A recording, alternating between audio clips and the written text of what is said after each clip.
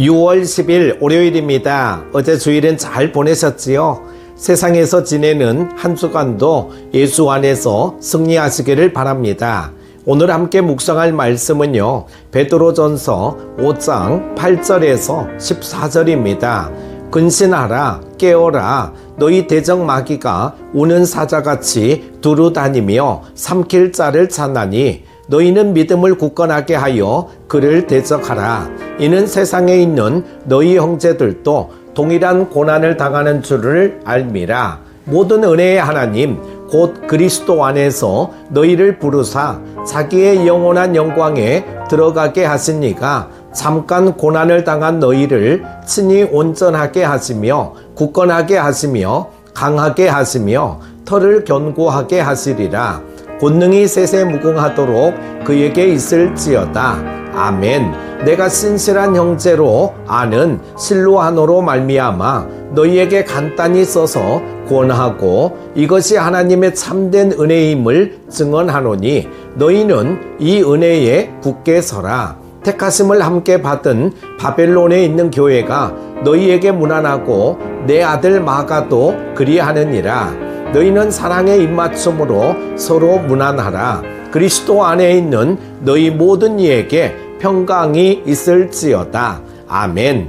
오늘 본문은 두 부분으로 나뉘게 됩니다. 8절에서 11절이 중심이 되는 본문이고 12절부터는 편지의 끝 인사입니다. 먼저 오늘 말씀을 통해 마귀가 어떤 존재인지 우리가 그를 어떻게 대항해야 하는지 함께 생각해 보기를 원합니다. 성경에는 마귀, 사탄의 이름이 30여 번 등장합니다. 아바돈, 아볼리온이라고 불리기도 하는데 파괴자라고 하는 의미입니다.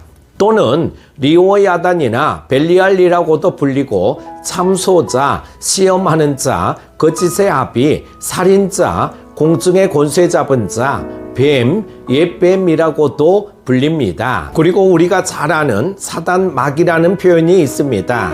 이 사단에 대해 성경은 우리의 대적이라고 말합니다. 오늘날 많은 이들이 사단의 존재를 부정합니다. 실제 존재하지 않는다고 말하고 그저 악의 상징적인 표현이라고 말합니다. 악한 에너지나 정신적인 개념이라고 말합니다. 그러나 성경은 언제나 사단에 대해 지식, 감정, 의지를 가진 인격체라고 말합니다. 사단은 예수님을 유혹할 때 구약 성경을 인용하면서 유혹했습니다. 지적 능력을 가진 존재인 것입니다. 또한 성경은 귀신들이 감정을 가지고 있다고 말하는데 귀신들도 하나님이 한 분인 줄 알고 믿고 떤다고 말합니다. 귀신들도 이런 감정을 가진 것입니다.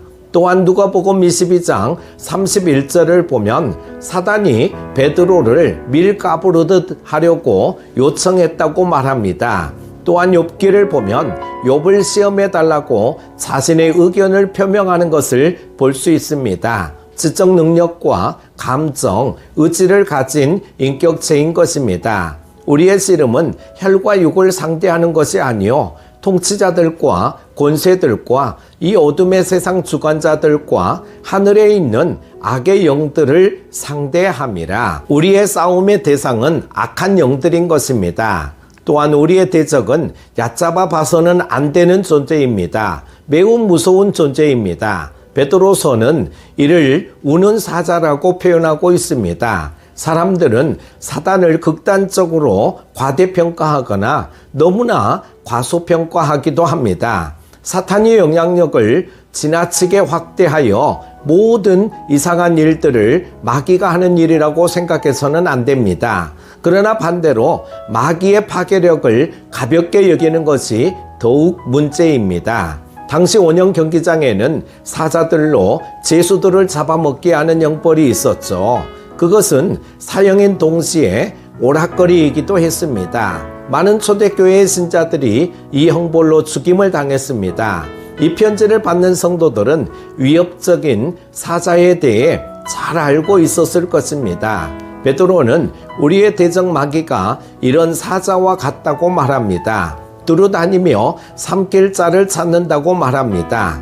에너지가 넘치고 지치지 않는 동물처럼 두렵게 느껴지게 합니다. 우리가 살아가는 세상은 이런 마귀의 파괴력이 미치는 세상입니다. 보이지 않는 존재와 싸우는 것만큼 두려운 것이 없습니다. 사단은 가롯 유다나 베드로의 마음에 잘못된 생각을 넣을 수 있는 존재입니다. 또한 우리의 지능을 월등히 뛰어넘는 존재입니다. 또한 사단은 많은 경험을 가지고 있습니다. 살아가면서 오랜 세월 쌓아온 지혜를 따라가기란 어렵습니다. 하나님의 창조물인 인간의 약점이 무엇인지 연구해온 이들이 사단입니다. 인간을 넘어뜨리는 방법과 어떤 미끼를 사용해야 하는지를 잘 아는 존재입니다. 또한 사단은 지치지 않는 악에 대한 열정을 가지고 있습니다. 우리도 주님을 위해 열심히 살고자 하지만 그 마음이 오래 가지는 않습니다. 그러나 우리를 넘어뜨리려는 사단의 열정은 지치지 않습니다. 예수님의 탄생부터 2살 아래 아이들을 죽이려고 했고 예수님의 제자들을 유혹해 예수님을 배반하게 했으며 예수님을 십자가에 못 박기까지 계속된 사단의 공격이 있었습니다. 또한 사도들과 교회를 향한 사단의 공격이 있었습니다. 성도들이 범죄하고 교회 안에 이단 사상이 들어왔으며 성도들로 하여금 나태하고 게으른 신앙을 갖도록 했습니다. 또한 사단이 사용하는 무기들은 육체의 소욕, 우리의 옛 자아가 좋아하는 것들입니다. 우리가 좋아하는 것으로 우리를 유혹하는 것이죠. 우리가 매일 기도하지 못하는 것은 우리의 옛 자아가 그런 것들을 싫어하기 때문입니다. 하나님께 온전히 의지하는 것보다 내가 내 인생의 유익을 찾아가는 것이 자연스러운 우리입니다. 사단은 그것으로 우리를 유혹하는 것입니다. 외적인 능력뿐 아니라 우리의 약점을 기가 막히게 사용하는 대적입니다. 사단이 우리를 넘어뜨리는 방법은 우리를 죄짓게 하는 것입니다. 개인의 죄가 있고 성도 간의 죄가 있으며 세상에서 범하는 죄가 있습니다. 영적인 훈련을 막고 하나님의 진리를 가로막는 것, 우리가 그리스도를 닮아가는 것을 방해하는 것입니다. 이렇듯 우리의 대적 마귀는 무서운 존재입니다. 실제로 존재하고 있는 위협적인 존재입니다. 그래서 베드로는 우리의 대적에 대해 다음과 같이 명령하고 있습니다. 근신하라, 깨어라, 대적하라입니다. 근신하라와 깨어라는 경계에 대한 명령이고 대적하라는 방어에 대한 명령입니다. 근신하는 것은 건강한 판단력을 갖는 것, 균형 잡힌 시각, 절제력을 갖는 것입니다. 이는 신중하라로 바꿀 수 있습니다.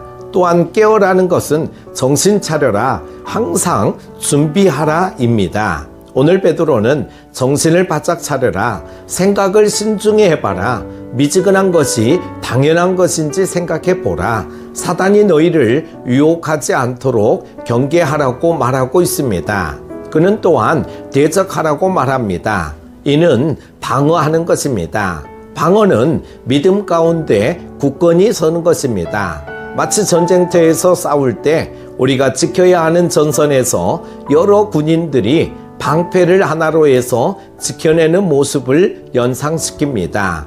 우리의 믿음을 가지고 지켜내는 것입니다. 사단과 마귀가 오더라도 이겨낼 수 있도록 대항하는 것입니다. 넉넉히 이길 수 있는 힘은 바로 믿음에서 옵니다. 사단을 대적하는 영적인 무기들이 있습니다. 진리의 허리띠, 의의 오심경, 평안의 복음의 신, 믿음의 방패, 구원의 투구, 성령의 검인, 말씀이 등장합니다.